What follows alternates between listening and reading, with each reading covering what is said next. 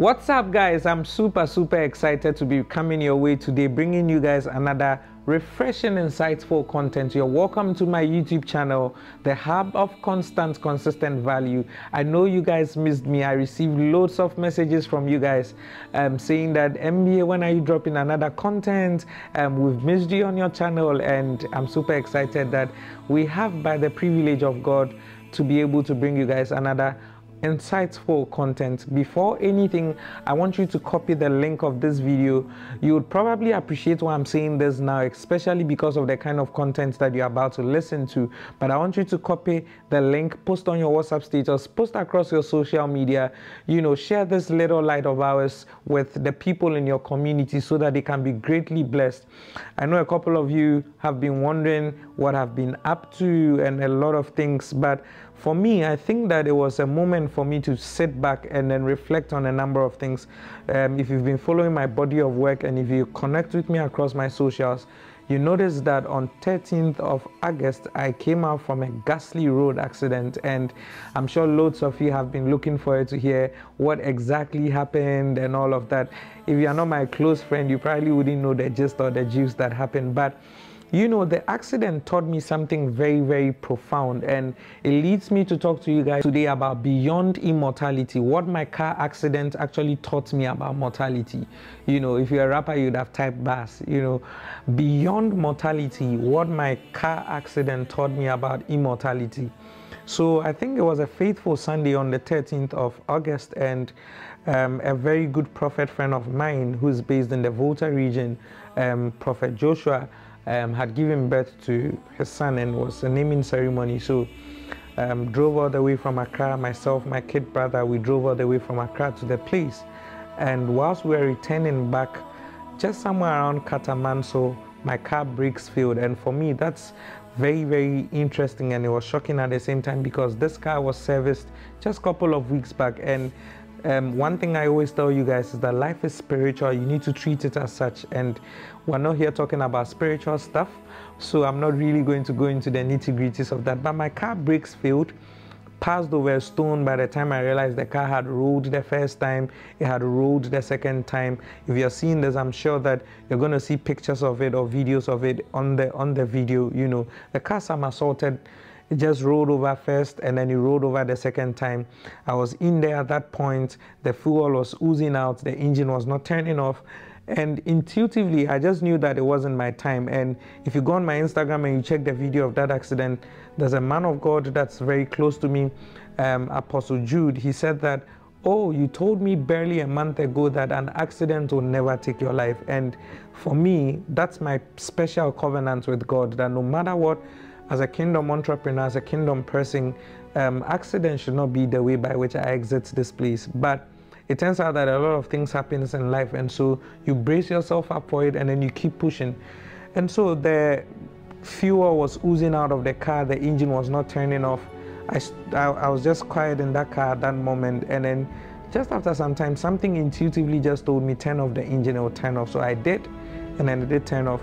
Because it somersaulted twice, the entire central lock of the car had jammed up, and before I could realize, I just tried again, and then the door opened, and then I came out. So if you've seen the video, I was actually in a white outfit. It was a kaftan, and then I came out unharmed, unscratched, nothing, but my life literally flashed before my eyes. And I want to use this medium, and I want to use this opportunity to say a very big thank you to every single one of you that took time off to check up on me, that took time off to call me, that took time off to send love seeds and love offerings and tokens to say, MBA get well, MBA use this and that to fix your car. I think notable amongst them was, I think the day I posted the video, one of my very good friends, Rose, shouts to Rose, he drove all the way from wherever he lives, and in the middle of the night, I just had a security guy say, MBA, you have a visitor. I said, who? And he says, Rose. And this is a special one to you, brother. Thank you so much. God bless you. I appreciate every single one of you. But in that moment and in those periods, I came out from the accident, and a lot of things started meaning different to me. I could appreciate why when unbelievers go through accidents, they come back and the next thing is they are converting to join the faith or something. Something changes inside of you. The lens with which you begin to see the world begins to change. And for me, that was what actually happened to me. And that's how come I'm calling this particular content Beyond Mortality, what my car accident taught me about immortality. One of the things that a lot of us begin to experience, especially people who have gone through accidents and or begin to experience, is that we begin to have a reflection of our time here on earth. And for me, that was what was happening to me in that moment. I started wondering, what if you had died, Moses? I'm a married man, so I started thinking about my wife, I started thinking about my friends, started thinking about my business, started thinking about everything that I had going on, and it really, really gave me a different perspective and a different outlook on life. Oftentimes, when we think about the subject matter of immortality, the first thing that comes to mind is a life where we're living, or an existence that is free of death. But I think that there are different perspectives to the subject matter of immortality, because right there in that moment, I started asking myself, what if immortality actually means the actions that we take every single day, the reverberations of our ideas throughout our lives that we live, and the very moment that we get to have to create stuff. Like a typical example is that my godfather, Dr. Ubon, King of blessed memory, is passed and he's gone. May his perfect soul rest in peace. COVID took him away from us, but that man still lives today. How?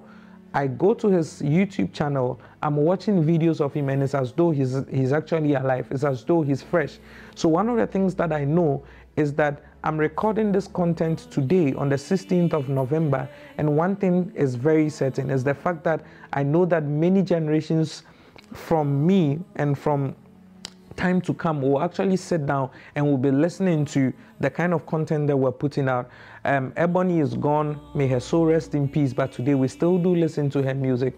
Michael Jackson is gone, but we still listen to his music. Steve Jobs is gone, but today we still use his product, the Apple product that he actually started. So that thing began to give me a different perspective to the whole subject matter of immortality. What if immortality is not just you living and never dying? Is there even a principle like that? That's a conversation for another time. But for me, after the accident, I started seeing immortality in a different light. And it made me become more intentional towards my life, because then every moment counts. Every moment you get to spend with a loved one, every moment you get to smile with someone, every moment to make the world a better place, every moment to leave your fellow man better than you found them, you do not joke with it. And so what are you doing? What actions are you taking? What ideas are you executing? And for me, this is a wake-up call to every single person who has a certain idea and is sleeping on it. Do not be complacent. Do not procrastinate. If it's a book you have to write, write that book. If it's a song you need to sing, sing that song. If it's a business you need to start, start that business. It is very, very important. Now, thinking through the subject matter of immortality, I realized that we need to look at legacy through different lenses, because then at that point, one of the things that made a lot of meaning to me after the accident was that when I'm looking at the subject matter of immortality, if I want the name Moses B. Arthur to live and stand the test of time, and to make sure that in the shores of time and in the shores of destiny, people remember this name, then I started looking at the subject matter of legacy in a different light and in a different context. The scripture says that a good man leaveth an inheritance for his children's children. And this is why I always tell people that the unit of a man's destiny is time. See, you are only relevant in this world because you have time.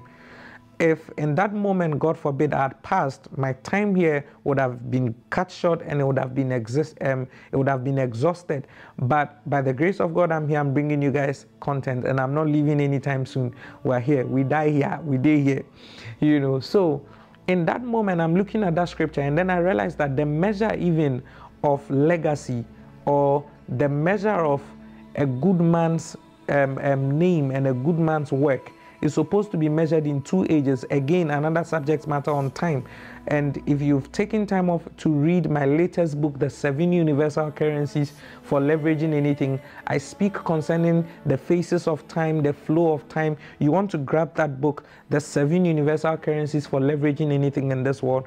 I speak extensively on time. So back to the subject matter of legacy. So I'm looking at that and I'm like, if Moses, you want to be immortalized in this world, then you need to start paying attention to a number of things. And so there are 5 ways in which, you know, a man can immortalize himself and immortalize his life in his generation. And that's also to say that there are 5 different dimensions of looking at this whole conversation of legacy. But for the sake of this content, I'm just going to give you guys 2. If you want to know more, you should grab my latest book, The 7 Universal Currencies for Leveraging Anything in this world.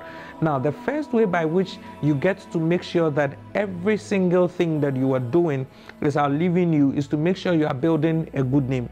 There's something Vusi Tembika usually says. He says, you know what? It took me 20 years to build my name. If you do your 20 years, then you can come for us to have a conversation. The interesting thing is that you never catch up with VT, because by the time you've done your 20 years, he's done 40 years in the game. So you definitely are never going to catch up. But you see, the subject matter of a good name is very important. When we speak about the name of a person, we're looking at the person's integrity, we're looking at the person's credibility, we're literally looking at the person's track record.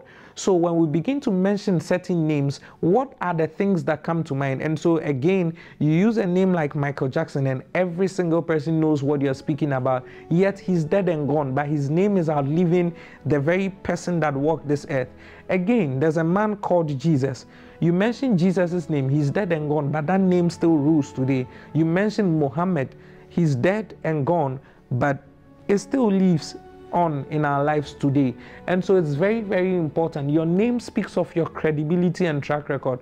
No matter who you are, no matter what you are, if somebody walks up into your company and says that, sir, I am the one who applied for the job and I'm here for the interview, and you start interviewing the person and he says, oh, my name is John Atai, you go like, yo, hold on.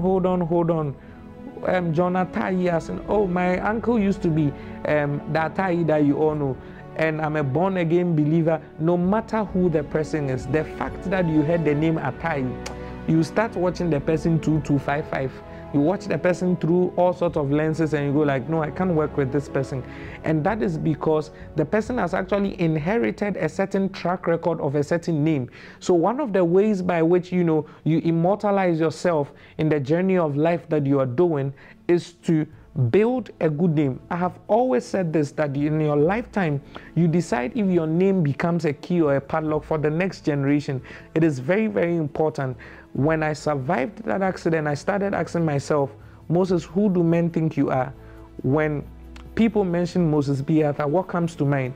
What are the triggers in people's mind? What do people perceive about you? A lot of things started going on in my head about that. And I wrote that in my notes, a couple of meditations in there. Now, the next way by which you make sure that you immortalize yourself in the next generation are your convictions and thoughts. The other day, my dad said something very profound to me. He said that if you're a man and you want to outlive yourself, you need to have 2 things. You need to have a son, and you need to make sure that you have a book.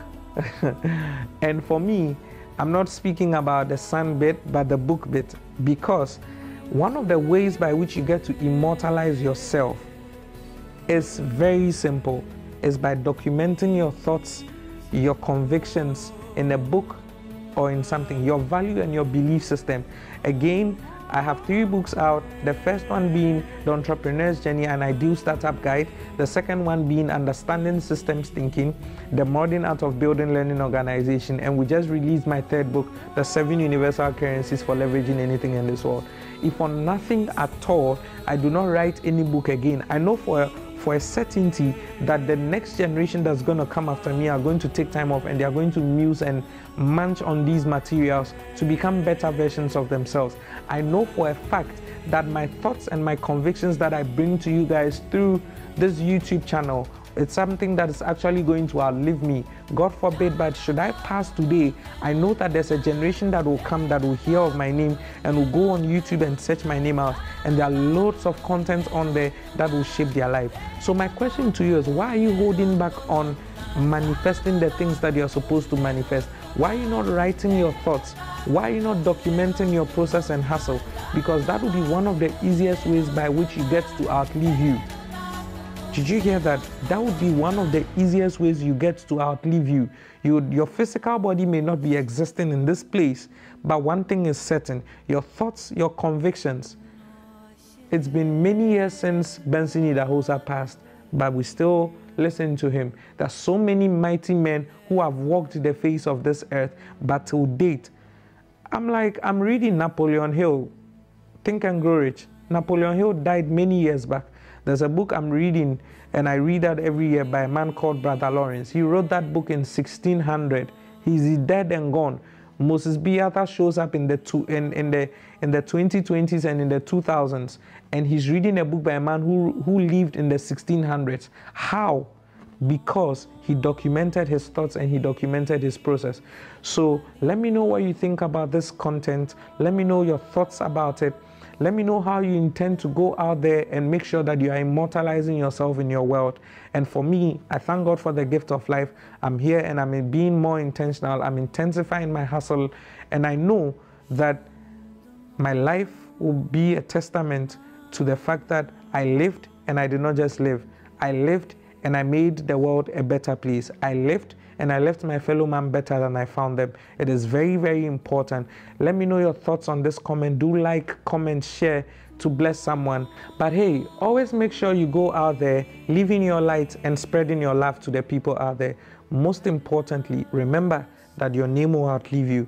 Every single thing you do in this thing called life is actually adding to the overall value and sum of your name. Love and light. My name is Moses B. Arthur. Cheers, guys.